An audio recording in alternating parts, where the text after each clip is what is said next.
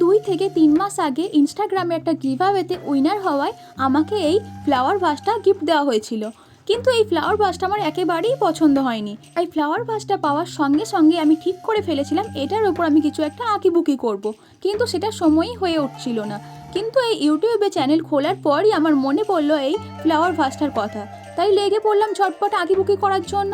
Flower ভাসটা হাতে নেওয়ার আগে পর্যন্ত আমি একটা অন্য ডিজাইন ভেবে রেখেছিলাম, কিন্তু হাতে রং তুলে নিয়ে বসা মাত্রই আমার অন্যরকম একটা ডিজাইন মাথায় চলে এলো, তাই এটাকেই বানাতে শুরু করে দিলাম।